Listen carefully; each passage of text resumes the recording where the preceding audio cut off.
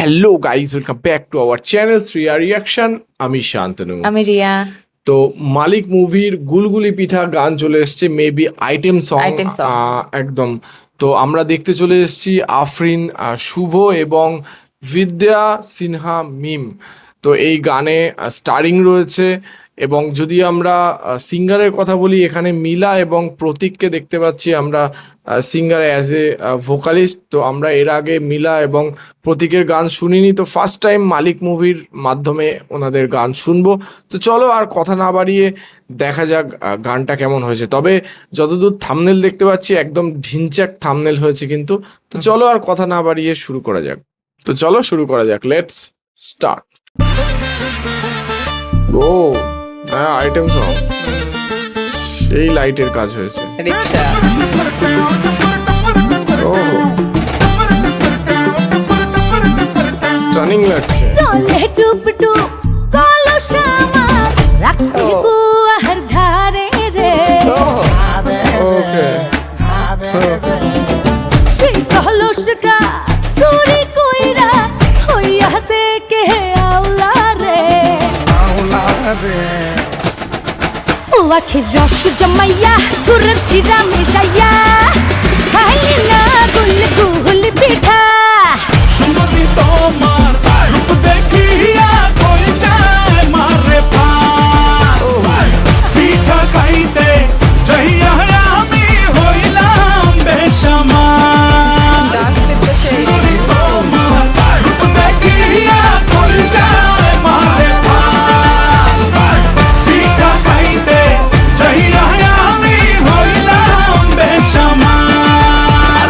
গুলগুলি পিঠা রে বাবা, গুলগুলি পিঠা, গুলগুলি পিঠা রে বাবা, গুলগুলি পিঠা।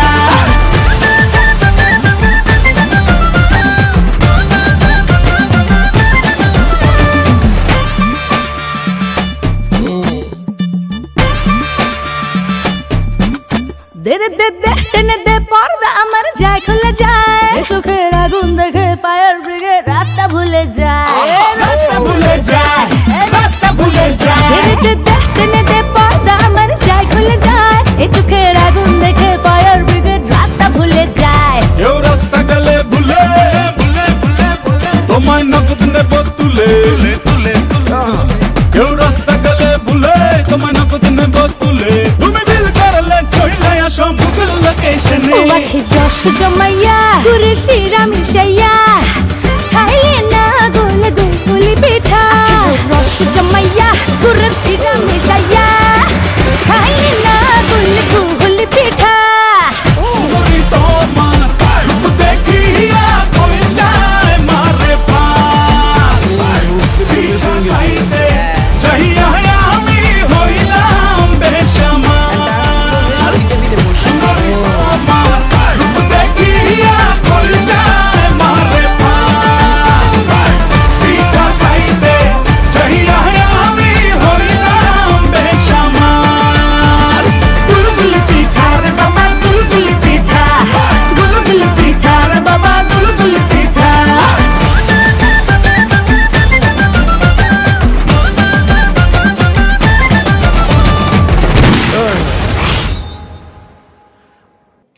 Nice try. হ্যাঁ, সত্যি কথা বলছি, আফরিন শুভ খুব সুন্দর ট্রাই করেছে। এটা আমি বলবো 100% দিয়েছে। অ্যান্ড মিমকে খুব এঙ্গেজিং, সরি Stunning লাগছে স্টানিং একদম। লাগছে। আর গানটা হুক স্টেপটা খুব এঙ্গেজিং ছিল। একদম।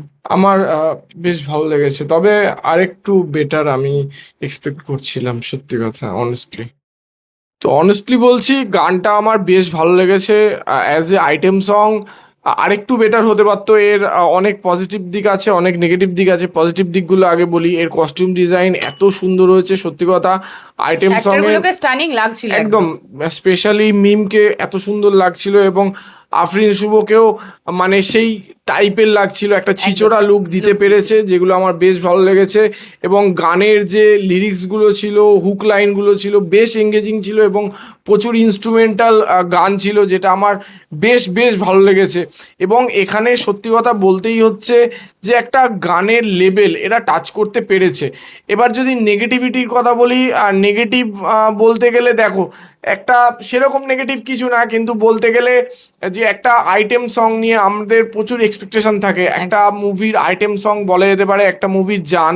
তো সেখানে গিয়ে আমাদের বিশেষ করে ডান্সের হুক স্টেপগুলো নিয়ে আমাদের একটুখানি বেশি, স্পেশালি বাঙালিদের একটু বেশি আবেগ এক্সপেকটেশন থাকে। তো সেখানে গিয়ে একটা আইটেম সং কি হয়, স্টার্টিং হয় একরকম অ্যান্ড সেটা মিডিলে অফ দ্য সং একটা বুম আসে ডান্সের, সেখানে কিন্তু আমরা কোথাও গিয়ে দেখতে পাইনি সেই বুমটা, অ্যাভারেজ চলেছে, অ্যাকচুয়ালি এনার্জিটা মিস করেছি। অল ওভার গানটা কিন্তু আমার ভালো লেগেছে, বেশ ভালো ছিল গানটা।